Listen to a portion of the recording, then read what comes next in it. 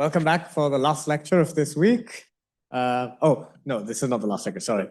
Oh, it's the last lecture of Hadrien. Yes, that's true. Yes, and it's also going to be the last lecture of Ajit later in the afternoon. Yes, so, well, this is the culmination of a series of lectures from this week. So Hadrien will tell us more about growth and form of plant shoots. Thank you. Thanks, and welcome to this last lecture on the mathematics and mechanics of plant morphogenesis. So in the last lecture I discussed about the mechanics of tissues and the hydromechanics of tissues in particular and their growth. And today we're going to move up to the next scale, which is the scale of organs, and in particular the scale of shoots. I'm going to start by introducing my colleagues. This is a body of work that I did when I was in Oxford with Alain Gourieli and Derek Moulton. Then the second part of the work was done with Heather Harrington, who moved recently to Dresden. And part of the theory that underlies this work was also developed with Thomas Lessine, who is now at the University of Brussels. So in this painting by Charles de la Fosse, painted in 1688, you see the Greek nymph Clytie, who is depicted in Ovid's Metamorphoses. So in the Metamorphoses, Clytie is madly in love with the sun god Helios, that you can see here in the background. Unfortunately, after a number of events, quite dramatic, Helios brushes off and this love is unrequited. And so in her distress, Clytie sits down on a rock, strips naked, and turns into a flower. So in this form, she can follow the course of Helios in the sky, like sunflowers do, okay? Now, funnily enough, sunflowers were not known to the ancient Greek. This is an American species. And in particular, it is also interesting to note that actually sunflowers do not follow the course of the sun in the sky. They do so when they are young, but then they settle to the east and they stop moving. Actually, the species that is most probably depicted in the Metamorphosis is the turnsole Heliotropium, which is also a species that doesn't follow the sun in the sky. Okay. So today I'm going to talk about plant motions. Plant moves. You might not perceive this at your time scale, but they do move in many, many different ways. And we can distinguish two types of motions. First type is tropism, the directed motion of the plant or part of the plant in the direction of a stimulus. This encompasses gravitropism, formerly called geotropism in the literature, which is the tropism with respect to gravity, phototropism with respect to light, hygrotropism with respect to moisture or humidity, thigmotropism as a response to touch or contact, chemotropism or aerotropism. And the second type of movement is what's called nastic movements, which are undirected. This includes the closure of Mimosa pudica that Joel introduced the other day. We were quite lucky to actually bump into a Mimosa pudica on our way to the lake when we were cycling the other day. So we also have nutation, the oscillation of the shoot as it grows, thermonastism or photonastism, which are other examples. Now, as suggested by the myth of Clytie, the movement of plants was actually known by the Greek quite early on. And at that time, there was a big debate between the hypothesis of plant sensitivity and plant insensitivity between philosophers like Anaxagoras, Empedocles, Plato, Aristotle, and Theophrastos. So the debate was on whether plants are sensitive like animals and they're conscious of the stimulus that they receive, or whether they're purely mechanical systems that respond very passively. And this debate has continued, has reappeared during the Middle Age with the work, for example, of Francis Bacon. And it persists nowadays still with this hypothesis of plant consciousness, which I will not discuss further.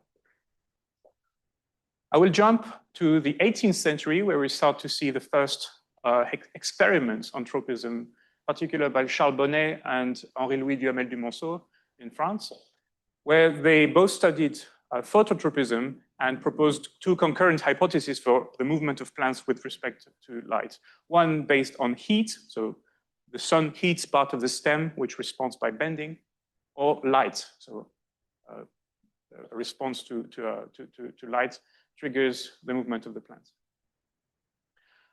But the first experiments on tropisms really appeared at the 19th century with the work of Julius von Sachs, Hofmeister, and in particular, very interestingly, by Darwin and his son, Francis. So at the end of his life, Darwin retired in his house in the south of London and started and became increasingly interested in plants. And he dedicated the rest of his life to the study of plants. And in fact, he kind of lost interest in the theory of evolution. And he proposed this kind of very interesting experiment, very elegant. We don't do this kind of elegant experiments nowadays, where he explored the origin of phototropism. And to do so, he took a little shoot like this, which he removed or covered the cut in different ways. For example, you can cut the tip or cover the tip with an opaque cap or a transparent cap, or cover the base of the plant. And by doing this kind of experiment, he identified the tip as the zone of the plant that is sensitive to the light. And he proposed that the tip of the plant receives the light and propagates some information to the base of the plant that then bends as a response. Now, Darwin didn't actually identify the nature of this information. And it's only later on at the end of at the beginning of the 20th century that Peter Boysen-Jensen proposed that this information was a diffusive substance. And to do so, he intercalated a piece of gelatin between two parts of the plant that he severed. And he showed that this allowed to restore a tropic response.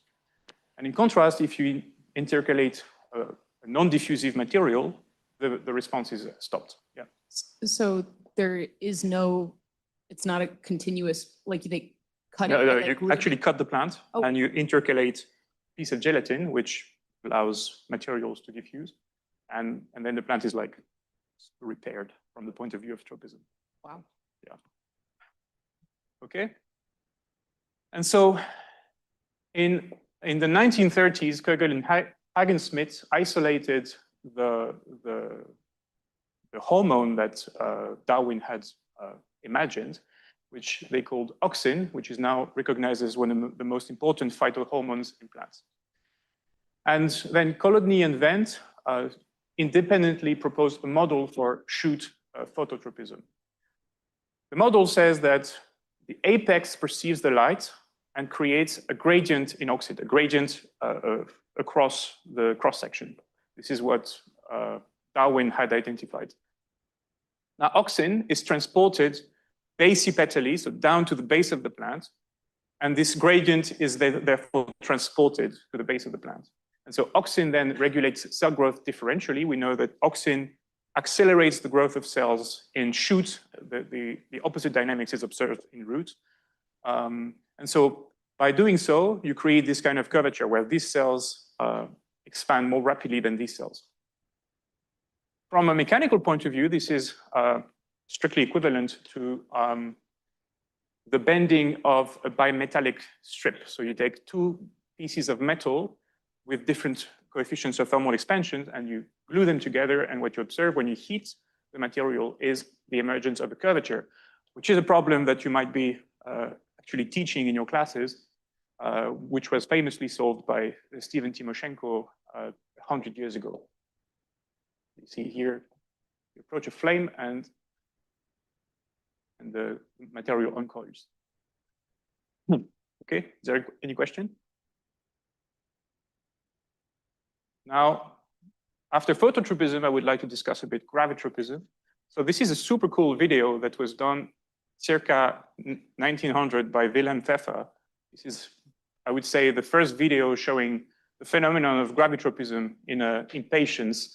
This is a 45-hour time lapse of a plant being tilted initially. The pot is tilted here horizontally, and the plant bends up. Plants don't like to be tilted horizontally. Is this a clinostat or is this? No, there's no rotation here. This is a purely static. The camera is shaking. It's quite a, yeah. So one of the main hypotheses explaining the response to gravity lies in the presence of specific type of cells called statocysts, which are located in the endodermis of the plant. And these cells contain starch particles, statoliths, which avalanche and provide an information on the direction to the cells. You see these little avalanches here. I don't know if you can see it from where we are. And as a response, the cell detects the level of the free surface and the angle and reorients auxin as a response.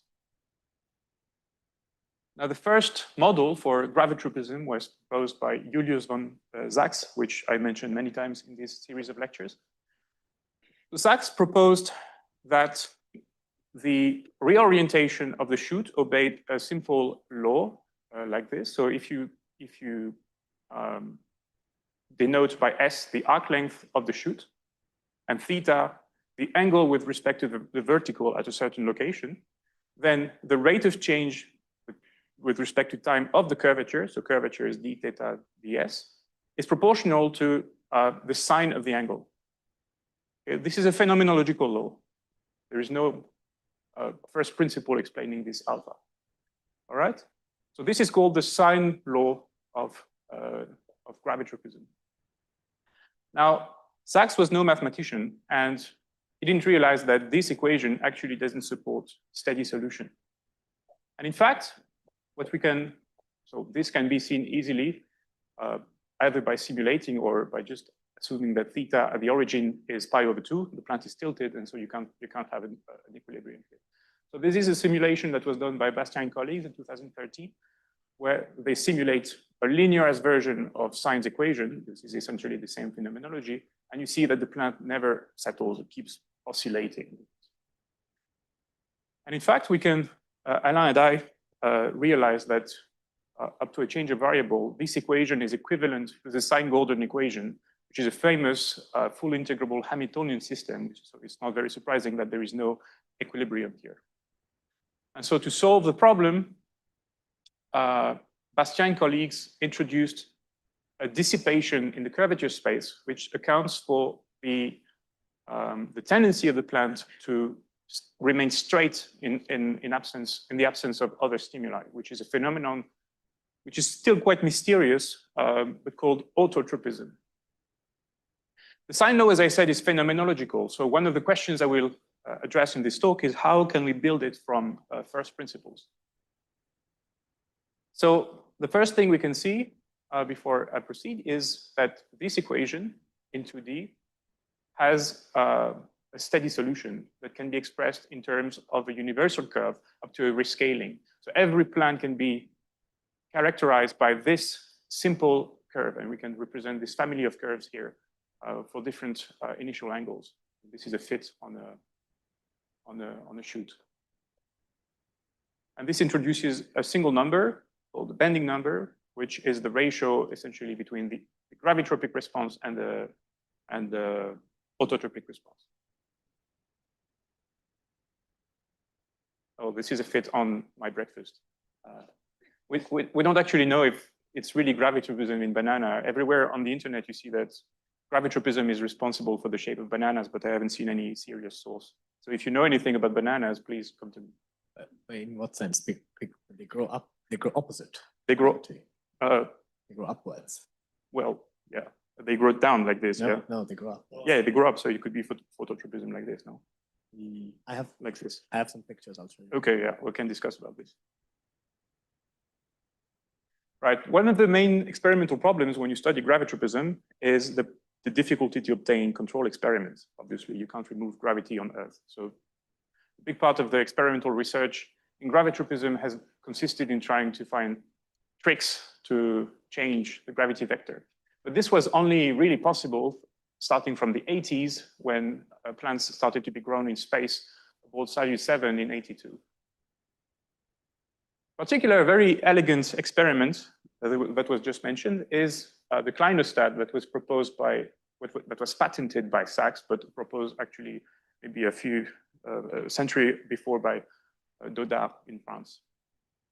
So here, the experiment is quite savvy. The experiment consists in just rotating the plant around its axis, effectively confusing it.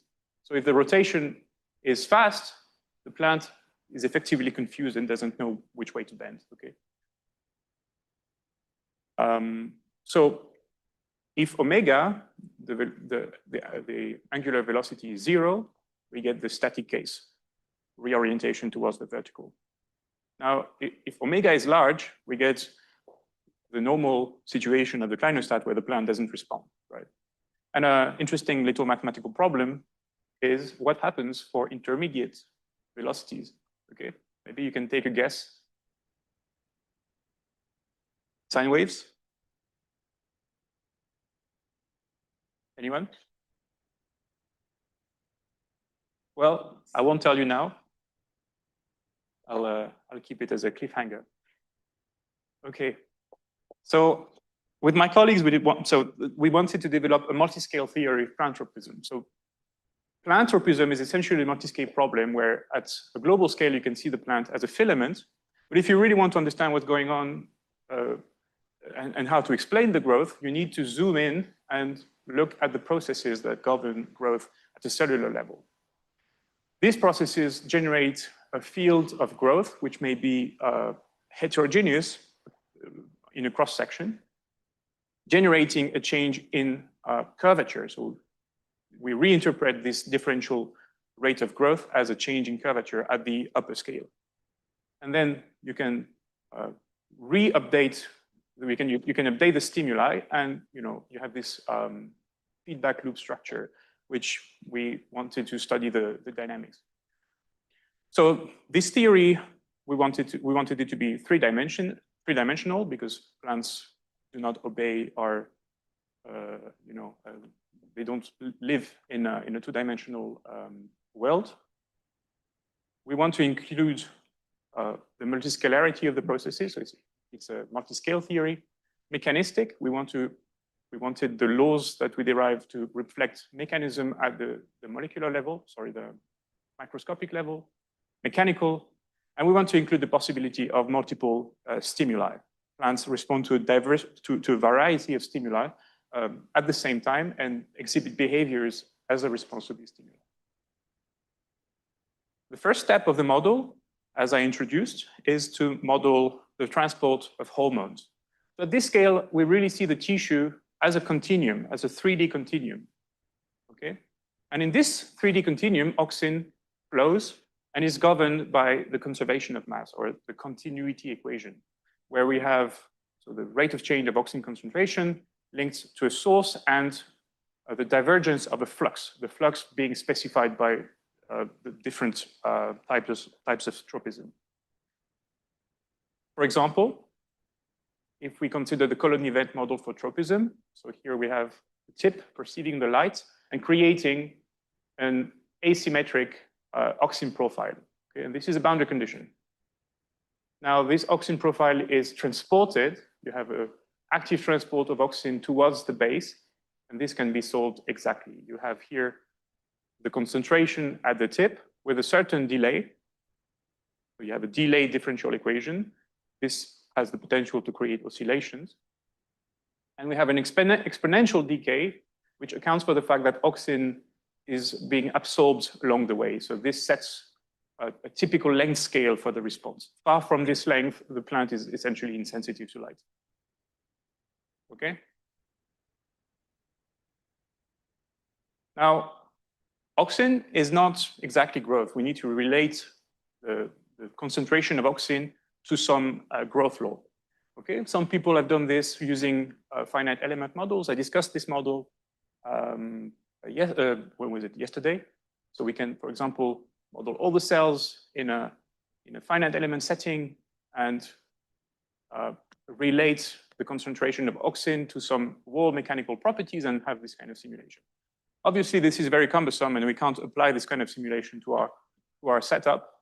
So instead, we will use a phenomenological growth law. So I use the theory of morphoelasticity, which we introduced many times here. And I introduce a growth tensor, which I will assume to be only uniaxial. Growth only happens along the axis, which reflects the fact that cells have fibers that actually prevent them from growing laterally. And I will assume that the expansion rate is a linear function of the auxin concentration. So you have the auxin concentration here minus some threshold, plus an autotropic term, which restores the growth field to an average value when auxin is removed. Okay, this is a phenomenological law. Is there any question? Yeah.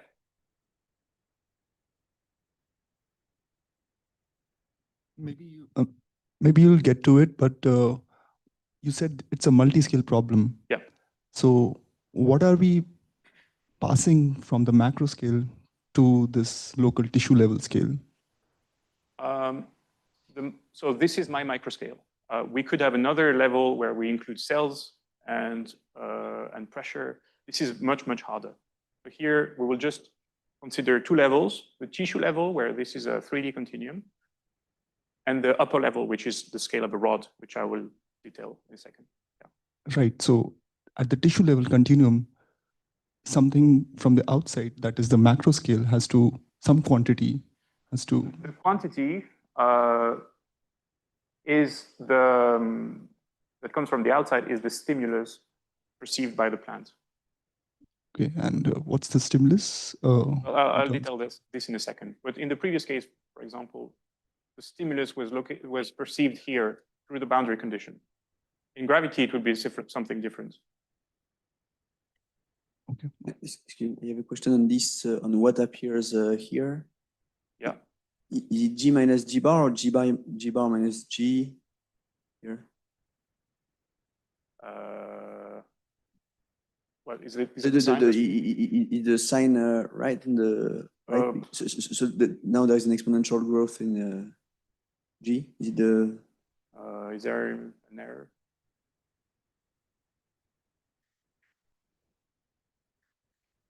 Yeah, maybe. I'll check. Yeah, maybe there's a sign error. So yeah. Without auxin, G should go to G bar. Yeah. Yes. Okay. So. Yeah, you're right.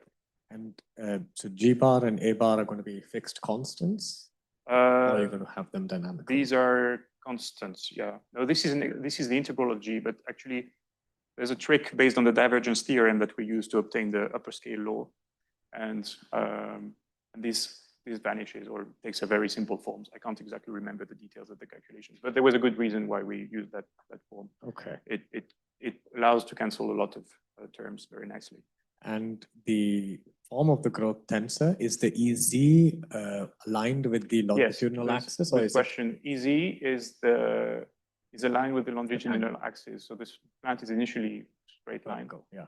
EZ is along the arc length. Okay. And maybe one more quick thing. Yeah. Because last two lectures, you told us about the Lockhart model and sort of coarse-grained version in terms of tissues. And you pointed out that the form of the growth law had this dependence on, there was the stress feedback or strain feedback. And potentially auxin would enter into changing one of the coefficients, the extensibility or yield stress. So how should I think of this additive decomposition? And is there a way to bridge back to that? Yeah, you have to think of it as really a phenomenological relation. So the problem of coupling the growth to the mechanics is much, much harder. This is something we are trying to do actually. At this level, we really prescribe the growth directly from the concentration, because otherwise you would have to treat the pressure as a variable as well, which is a difficult problem. You need to capture the stresses from the mechanics of the curve into the microscopic problem. It's a very complicated problem. Yeah. So here I will just stay at a very coarse grain level where I say, if I have auxin, growth is faster, and there's no mechanics in it. Okay. Now I have a nice 3D problem. I have my growth tensor field, which is related to the auxin concentration. I can equip this material with a strain energy function, which penalizes the elastic deformation as we introduced. And I can solve the problem, I don't know, using finite elements, which are very expensive and complicated to code. But here, there's something a bit smarter we can do, which is to realize that the plant is indeed a filament. It's a rod. It has a very slender structure. So using this separation of scale and using this slenderness, we can simplify the problem to a filament problem, to a rod problem expressed not as a function directly of the total elastic deformation, but just as a function of the curvatures, U1, U2, and U3. So the idea here is to use dimensional reduction. So my 3D domain is defined like this. It has a certain radius of order epsilon, and we will assume that epsilon is small. Okay? So epsilon would be the ratio between the radius and the length. Okay? And so we can define coordinates. We can define coordinates inside the cross section, and introducing the strategies as follows. We define the general deformation in 3D in a certain way that I will explain. And we assume a multiplicative decomposition of the gradient, the deformation gradient. And so we can write the total, oops, what's going on here? We can write the total energy as the integral over the reference volume of W of A, which is also W of F, G minus 1. Okay? So far, it's a very general relation. Now, we want to express these deformations in a rod setting. So to remind you what's a rod, so a rod is a curve in the 3D space. This is what Ajit presented the other day, although we use slightly different notations. And we have a frame of directors. It's a right-handed frame, which indicates the deformation and the location of the, which indicate the rotation of the cross sections. Okay, so we have a curve equipped with a field of directors. And in the Kirchhoff rod theory, we will assume that D3 is aligned with the tangent of the rod. So there's no shear in this theory. Okay, is this familiar to you? Okay. So along the curve, we have an equation that governs the evolution of the director. So the rotation of the director as I move along the arc length. And this introduces a curvature vector, also sometimes called the Darboux vector, which introduces the three curvatures, U1 and U2, according to D1 and D2, and U3, which will be the twist. The twist is quantifies the rotation of the cross sections around the axis. Okay, so this can be defined with an angle of twist. Okay, so yeah. So we have here a curvature, kappa, which is the standard curvature of a curve, and a torsion. Are you familiar with the torsion? So the torsion measures, in a nutshell, the non-planarity of the curve. Okay? And we can relate all these quantities to the U1, U2, U3. Okay, so this defines the geometry of a rod. We can now go back to our 3D problem, and the idea will be to express the deformation of the cross sections in a well-chosen frame of reference, which is the frame of directors. So the deformation involves a displacement. The new position is the position of the center line, which is expressed as a function of Z. Sorry, I changed the notations here. I think it was S before, now it's Z. Plus a deformation of the cross section. Okay. Now we can rescale the quantities so as to introduce the epsilon, which is the small parameter for asymptotic expansion, and express the deformation gradient in this particular frame of reference. Okay. So doing so, we can then rewrite the energy and expand the energy in orders of epsilon and treat every term independently. And here we want to find the minimizers of the energy. So that, sorry, what I didn't mention is that by doing so, we obtain then the curvatures inside the expression of the deformation gradient. This is why we express the deformation in this rod frame of reference. Okay, so we have the curvatures here. And so hopefully we will find the curvatures in the energy. So minimizing at each order using the Euler-Lagrange equation, I skip a lot of details, we obtain an expression for the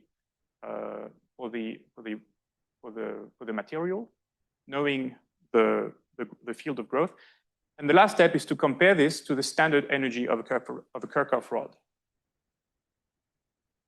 So if we do this, oops, what's going on? Okay. We take an example where growth varies linearly across the cross-section. Okay, so we have the identity plus some linear additive term. Then we integrate over the cross-section, we obtain this form. And if we compare with the Kirchhoff rod, we can identify term by term all the stiffness coefficients here. So we have here the twist stiffness, the twist modulus, and the two bending modulus, and the intrinsic curvatures of the rod, which are proportional in this case to the growth gradients. Okay, so this was a work not done by me, but by Derek, Thomas, and Alain in 2020 in JMPS. Okay, so now we have a procedure to convert a field of growth defined at the 3D level, at the microscopic level, into a rod formalism where the growth tensor reflects into the curvatures and the stiffness modulus of the rod. Okay, is that clear? Any question? So just for me to understand, so given the fact that the growth tensor is only along the z-axis. Yeah, well, it doesn't have to be in the general. Yeah, but yeah. oh, in the map that you showed. In this example, yes. So then effectively you have a Kirchhoff rod with extension. Is that true? Yes, there is an increasing length. Yeah. And that's the only additional.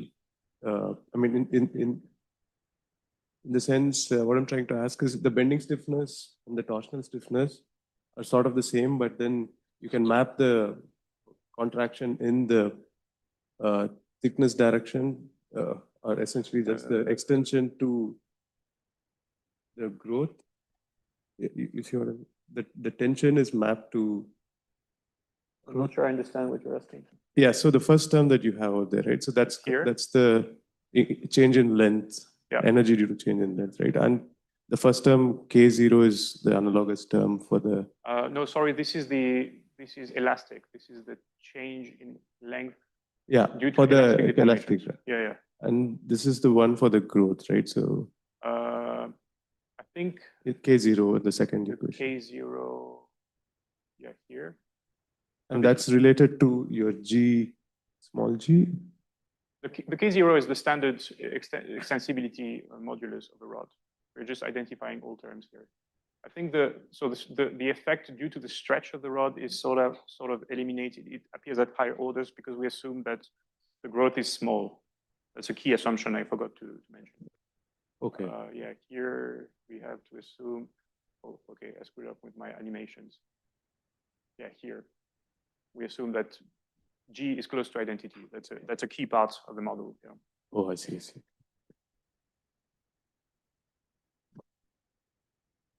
So the energy that you saw, can you go back to previous slide where the energy? Yeah. So here the coordinates are defined with respect to grown state, or it's a reference. Say again? The coordinates are defined at the grown state or the reference. The energy is expressed with respect to the reference configuration. Then because the energy defined with respect to the intermediate state, right? So there is a Jacobian also will come, which relates the volume in the intermediate and the reference state.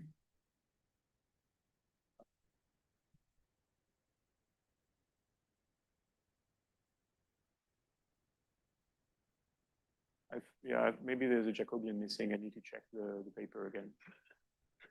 Yeah, maybe. Yeah. I don't remember. Thank you.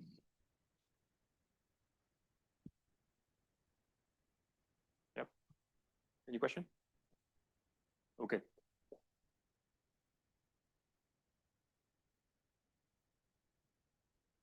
Okay, so where was I? So yeah, from a 3D material with the field of growth and a strain energy function, we obtain Kirchhoff rod. We know the intrinsic curvatures, and we know the stiffness moduli. Now we can solve a problem that is much, much, much simpler. Okay, this is essentially an ODE. Okay, so let me summarize a bit the model. So at microscopic scale, we have a model for the hormone transport, which in reality is much more complicated, but here, for the sake of simplicity, we have one single hormone governed by a very simple equation. Now, this hormone was related to the growth law via a phenomenological growth law. Then using dimensional reduction, we obtain the curvatures, and we can, using the curvatures, update the 3D curve. Okay. So this is, so yeah, we integrate the equation for R prime, which is the tangent, and T prime, which is the rotation of, the curvature, yeah. Now, what I forgot to mention is that we can add another layer, which also consists in solving the mechanical problem. So Kirchhoff's equation, I forgot to add them on that slide, but I will show an example. And so from the solution of the mechanical problem, you obtain a new position for the plant with respect to the stimulus, and you can update the signal that is sensed by the cells. So this flux term. Okay. So the source of auxin, the S, is that just in the boundary condition? No, it's a bulk source. It's a bulk. But then you also need to include the boundary conditions for the cross section. Okay, so the S and the K, the degradation, that's just saying that on average, every cell has some local patch of the tissue having to amount of auxin. Do you, and so those derivatives, all of the diffusive flux, everything is happening in the final configuration, right? So the transport of auxin is happening in the deformed. But if you assume that the cross section doesn't move, doesn't deform, as we discussed the other day, and if you neglect changes in Z, if the curvature is small, essentially the cells don't see any change in. Okay, so because that's what I was wanting to know, which is if you otherwise you would have to a dilution term because if you're growing. Okay, so that's not. That's not included. Okay. And we assume that growth is also slower than the auxin transport, but the dilution term would be much smaller than the J. But yeah, otherwise you would have to have also a V here. Yes, okay. Yeah. And the curvature evolution term, so what is, maybe I missed this, what is I1? I1, sorry, I didn't mention. I1 is the second moment of area. Okay. So I see, because you're relating, this is with this assumption of the GZZ has this linear profile across the cross section. No, this is with the assumption that G is only along the axis. And actually, if you assume that you have a linear profile, the X2, the I1 will disappear. I see, okay. So it doesn't depend on the size of the cross section. And this doesn't, the goal is to use this to somehow derive the tropism relation. Exactly. The output of this model, if this law is not too complicated, and if you can find a solution for this system, which we did in very simple examples, you can obtain a closed form governing law for the curvature. And so you don't have to care about this anymore. Yes. Okay. So using the divergence theorem here and a few tricks, you can actually derive the governing law. Otherwise, you would have to actually numerically solve for this. And there's no proprioception involved here. There is autotropism here because through this term. Okay. Yeah. I was wondering what's the motivation for using the Kirchhoff rod theory, because if I just look at that change in local shape, that would suggest to me it's more like the cross section is somehow shearing. So it would seem to be more natural to use this Kossera theory that we discussed this week.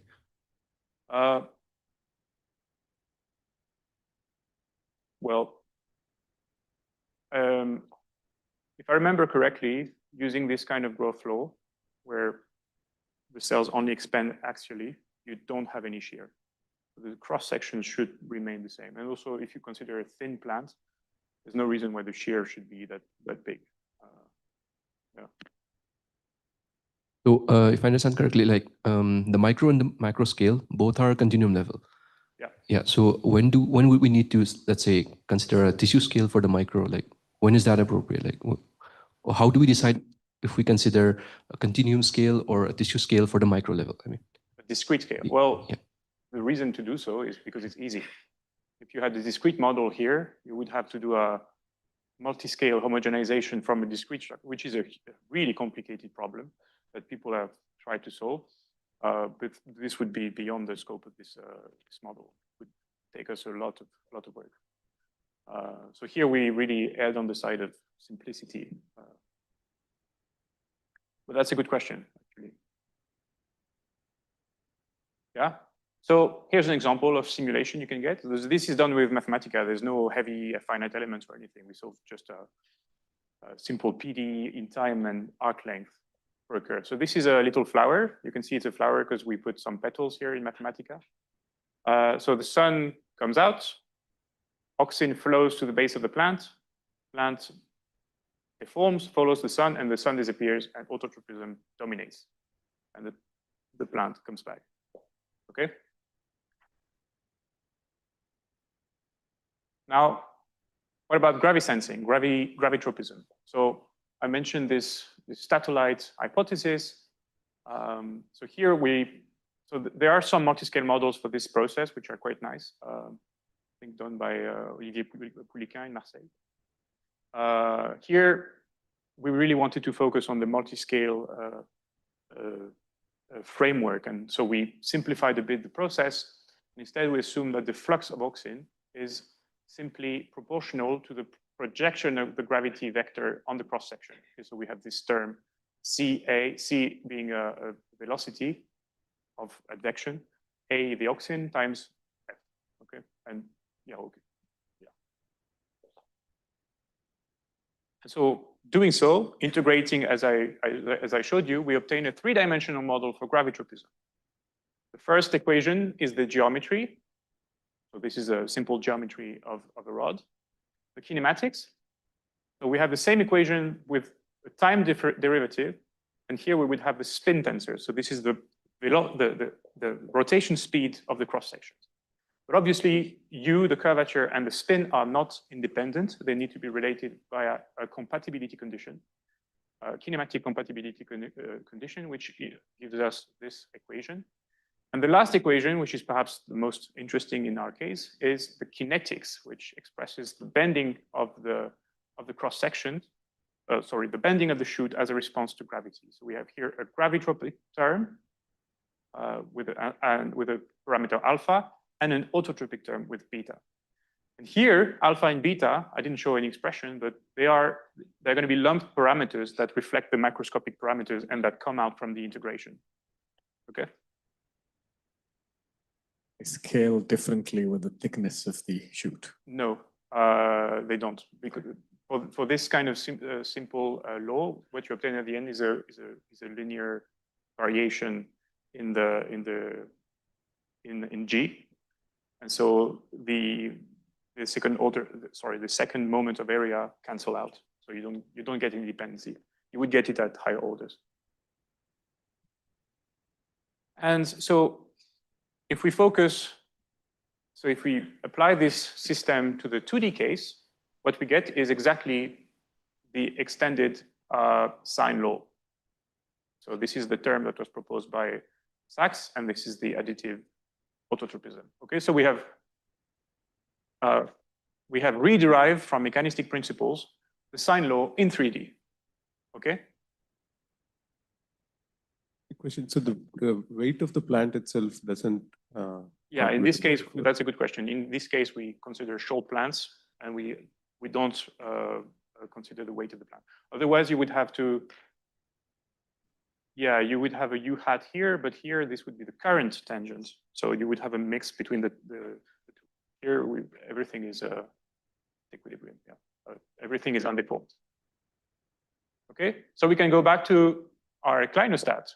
Okay, and here, solving this system, which is very easy to do in Mathematica, we can actually compute the dynamics. This is what we obtain. So initially, when I saw that, I thought there was a bug, and I spent a bit of time trying to find the bug, but it turns out that there's no bug. The plant converges to a dynamic equilibrium, so it settles along a fixed curve in the non-rotating frame of reference, and it just varies periodically its curvature so that it remains along this curve. So if you were sitting along this plant, you would see the curvatures move around you. The curvature vector would rotate around you, so that the plant overall remains fixed. Okay. Another example. Oops.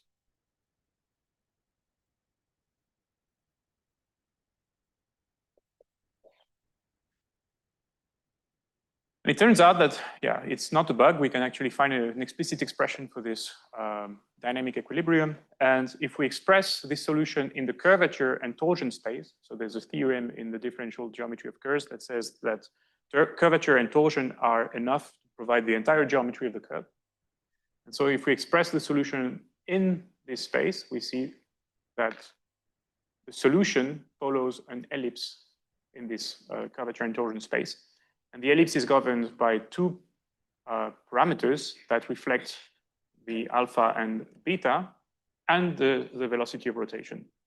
In the previous case, the only parameter that came out of the system was a ratio of alpha and beta, which means that if you would see a picture from a plant, you would not be able to tell the actual amplitude of these parameters, but just their ratio.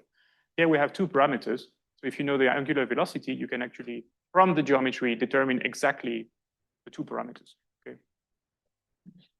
And we can also show numerically via linear stability analysis that this is stable configuration. It's universally stable. Okay. Now, plants, of course, grow. They don't remain at this. They don't keep the same length. So we can actually also model the elongation of the shoot. And shoots elongate mostly along a growing zone, which I introduced yesterday. And so we can represent this by modulating the growth rate with a certain exponential. And by doing so, what we see this kind of dynamics. So the question was, would this kind of steady behavior maintain itself even upon significant elongation? And what we see is that this is kind of traveling wave behavior. And by rewriting the problem in the apical, so in the frame of reference, so by changing the arc length so that the arc length is 0 at the tip, and by using a traveling wave ansatz, we can actually solve for the shape of the front. Okay, so this is of course highly idealized. Plants are a bit more complicated than this. So if we actually do the experiments, there's a chance that things are much more messy. So we are actually doing the experiments now with Yasmin Meroz in Tel Aviv. So stay tuned. I'll let you know if it works. Yeah. How much time do I have? Half an hour. Yeah. So this is the last example. I was a bit fast, maybe. So here I have, in this talk, I have presented tropisms in isolation, phototropism, gravitropism. But plants, as I said, obey the influence of many, many stimuli. So we can combine these stimuli in the model, and we can simulate situations where plants respond to different types of constraints. So here we model a plant escaping a canopy. So you have a plant growing under, let's say, a rock or something, bending towards the sun, but also bending up due to gravity. And as it does so, it increases the torque at the base. So here we actually model the mechanics, the elasticity of the shoot. So we have a combination between phototropism, gravitropism, and elasticity. And by changing the parameters and the different parameters of the system, we can plot the morphospace here, showing that there is a subtle balance of all these parameters that allows the plant to straighten without bending too much, without taking the risk of breaking.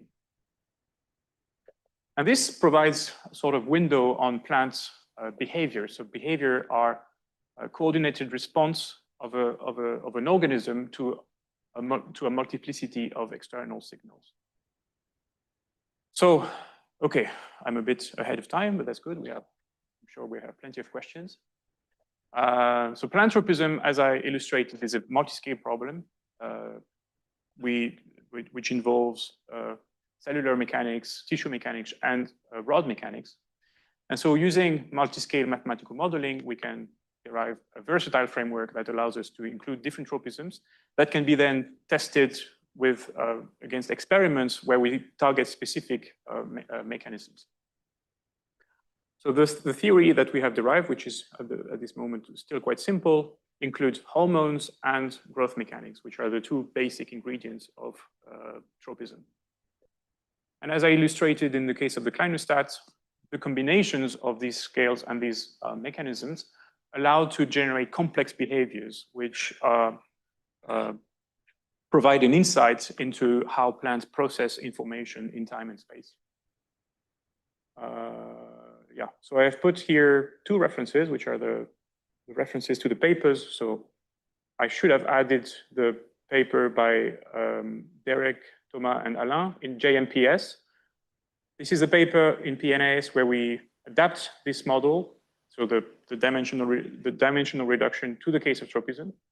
And this is a deeper analysis of the clinostat in Physical Review E. Oops, well, that's the end of my talk. Thank you very much.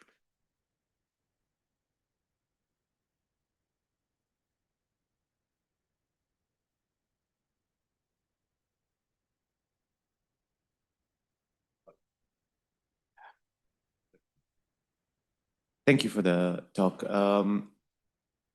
In your earlier slides, you had evolution equations for the auxine density. Slide. And then the resulting growth. But J appeared there quite, so the very first equation has J, the actual current carrying auxine from place to place. Yeah. So any closure requires you to say what J is. Yeah, that's what I did. We did it constitutively for every tropism. So let me show you an example. In the case of tropism, of phototropism, for example, the J is just an active transport with a fixed velocity U. And this is not governed by an equation, it's a constitutive equation for the J. In gravitropism, there's a lot of slides and a lot of slow animations.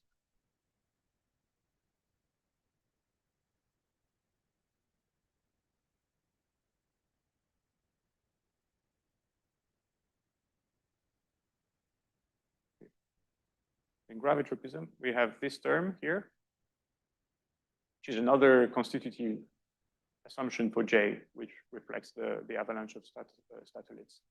Yeah. So now I could think of perhaps additional complications. One would be that there is a non-homogeneous generation of auxine. Yeah. That depends on a cue from the outside. And the third one is that there's a non-homogeneous generation of auxine somewhere, and that gets advected and amplified. Yeah, auxine routes are much more complex than this, and we can include this kind of detail easily. The problem then is you probably will not be able to obtain a closed form solution for the curvature, which is the problem you will face.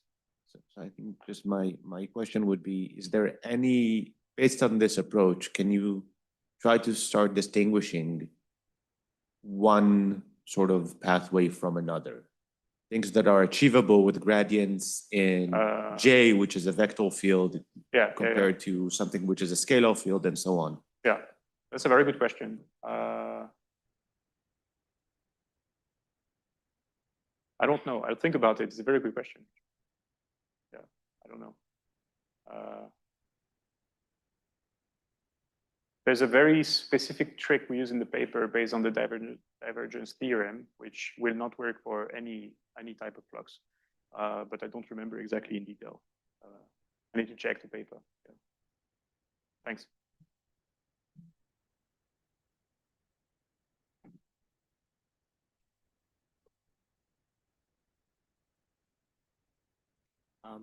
Sort of related question with regards to the flux. So your alpha, your effective alpha and beta parameters, they don't have the same dimension. One has an extra time scale in it, doesn't it? Or a length scale. Yeah, sorry. beta will have a time scale. And so what's the ratio of them should be a scale, which is what sets that? The ratio of alpha and beta is a length. And what sets that? What sets that? What governs that length scale? In the ingredients that go in the. It will be.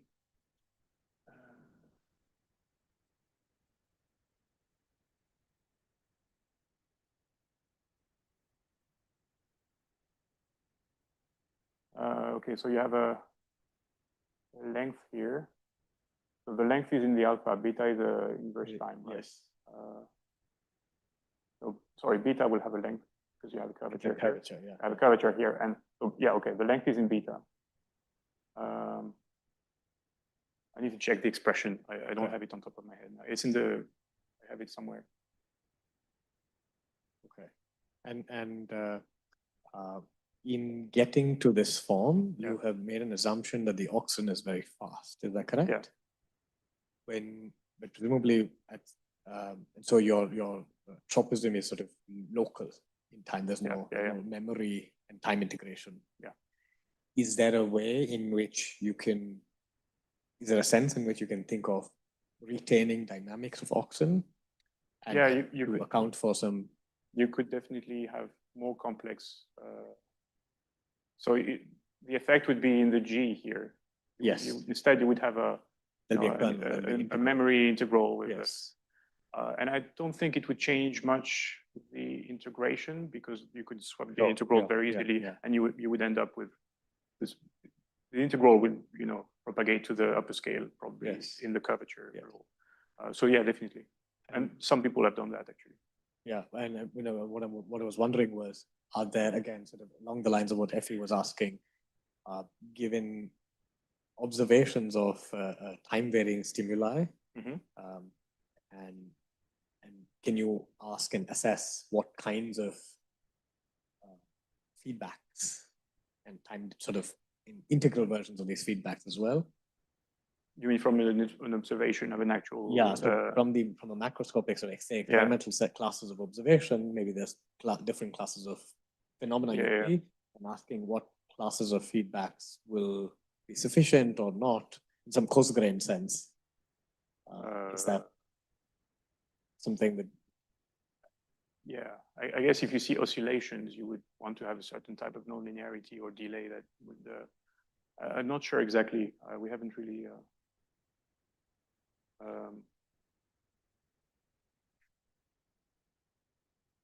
I think people like Yasmin Meroz, for example, do these kind of things where they try to. So they have observations and for example, they try to infer the kernel of the memory response based on data. So that's something that's possible. Yeah. That I don't know. Yeah. This stem, or it should also have a epidermis like yesterday's lecture, an epidermis in then like compression and stem tension. So like wouldn't that sort of wouldn't there be like some sort of residual stress which also affects the curvature and in this formulation we're not taking into account. That's an excellent question. We're actually working on that at the moment. We want to elaborate a little bit on this expression. This is very phenomenological. It allows to work out the curvature quite easily, but obviously from a mechanistic point of view, we need to add a little bit more mechanics in that. So this is what we're doing now. I think Yasmin also published a paper recently with Amir Porat, where they do this in 2D. But yeah, and actually, interestingly, in the 19th century, Hofmeister proposed that this tension of the epidermis was involved in tropism. So if you have a plant that tries to bend, and you have tension in both sides, the plant can modulate this tension, but by relaxing some side, for example, the lower side, and allowing the plant to grow.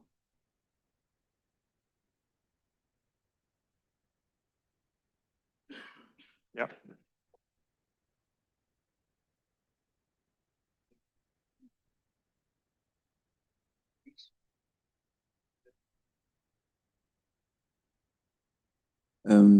We discussed the use of the reference coordinates versus the use of the deformed configuration. So here, which one do you use? It depends. So this equation, for example,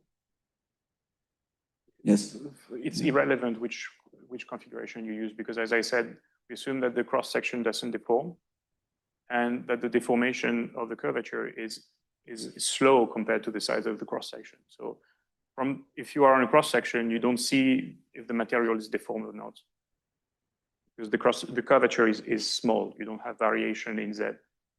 Locally you have a cylinder which maintains itself as a cylinder. Still, you have a growing cylinder. You have a growing cylinder, but the growth multiplier in Z is small. But it's close to 1. Okay. In real, I mean, when you do the canopy escape, this is not small. I mean, well, that's what you do in asymptotics. You assume it's small, and then you forget that you assume it's small. No, but I wonder if then if you want to do, because to me, if you want to do finite growth, so like the canopy escape that you show at the end, I expect more or less than the mechanics of the coefficient, the modulus of the rod in the final rod are almost the same as the one of the initial rod. Yeah. But if you want to work in reference coordinates, then you have to change the moduli a lot, maybe. Yeah, but the Kirchhoff equations are written in the current coordinate system. Okay, I hate those slides.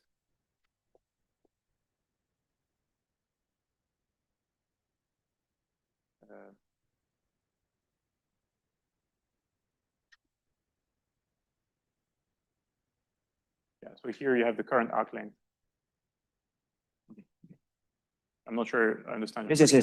So then here it's much natural to say to use the current. Okay, in this case. Thank you.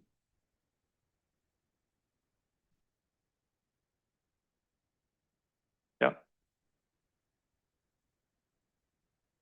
More of a general question. I think we've always used these kind of hyperelastic constitutive laws for the stress tensor, and now there is this whole paradigm of using, I don't know, these odd elastic and active constitutive laws which relate stress to the strain directly rather than deriving the stress from a stored energy.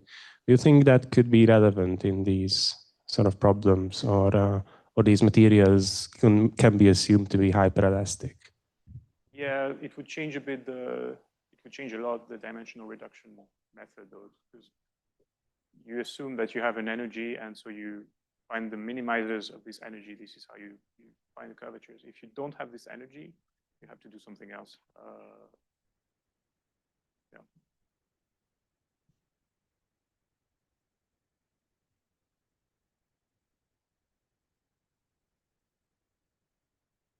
Hello.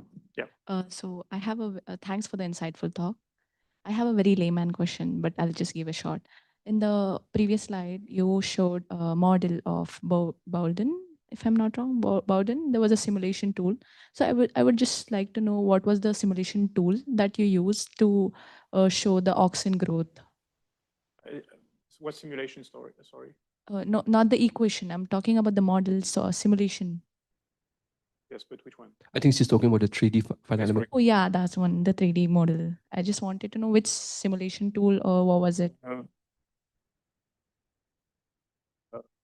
It's just Mathematica ND solve. Oh, all right, thank you. And I had to code up a in-house solver based on Chebyshev functions because the solver was not very stable. All right. That was for the Kleinstat. For this, I just used ND solve. So I have a confirmation also with there was this dimensional reduction from 3D tissue to one stem. So you also use this Euler beam theory. No, we use the Euler-Bernoulli beam theory. So we don't assume small deviations from the vertical. no. My question is, are we like accounting for any shear deformation if we are having any, or is it Accounting for? accounting for any shear deformation if on the deduction? Any shear deformation? Yes. So we consider shearable rods. So you don't have any shear. Well, you have shear, but only in the other direction. So you have bending shear. That's it. Yeah. But you still have to assume that the curvature is small. Otherwise, the rod theory doesn't work. But that doesn't mean that the displacement is small. So this is a large displacement theory, a small deformation. Hadrien, can I ask one quick question? So in the reduced model, right, the effective Kirchhoff rod theory, so is the modulus of the plant itself changing? Is the effective modulus changing as a function of? Is the modulus? Yeah. No, it's not. So yeah, in the illustration you can see the plant is a bit tapers, but in actuality it's just we use constant modulus. As a function of the growth. I know it's small. Does it change as a function of the growth? No. No.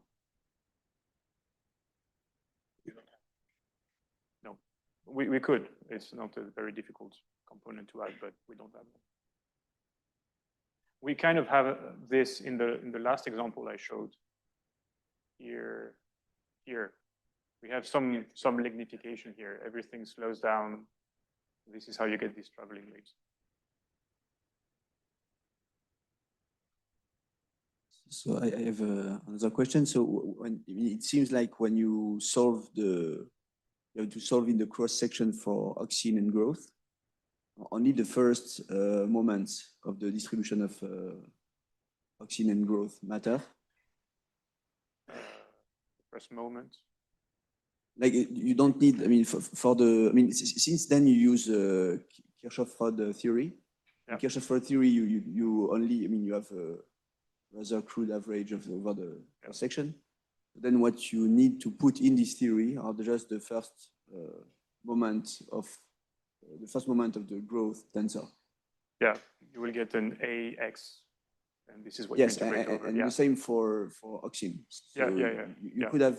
I mean, could you have instead of the full 3D equations for auxine, just an equation for the first moment that would be enough?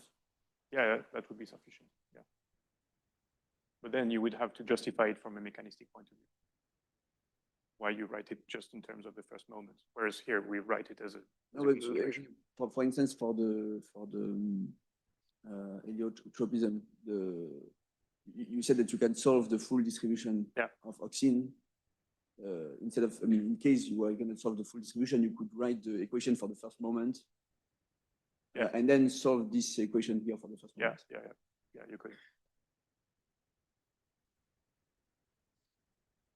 So you said that this equation has a unique dynamical solution. Yeah. So how do you show that it is? Okay, how do you show this? Let me unzip my memory. So you put this term to 0. And first, so the ansatz is that so W is constant, T is constant. So W is the spin vector, so everything turns at the same speed everywhere. And U is 0, du dt is 0. So you obtain an algebraic equation here. You have N2 of these, so you can play with these equations and solve them directly. Yeah, so my question is like, how can you say that that is the only solution? How can we say it's the only solution? Oh, because it's the only solution that comes up. Because it's yeah.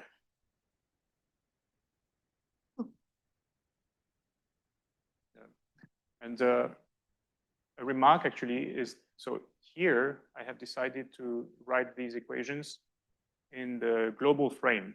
So very typically in Kirchhoff rod theory, you would have equations for the curvatures expressed in the material frame, which is the intrinsic way to write them.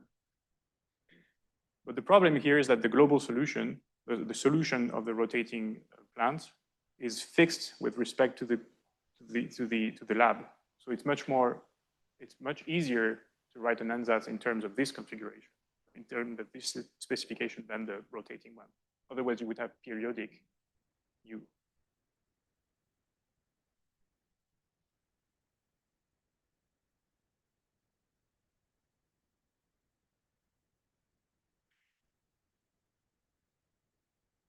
Last question.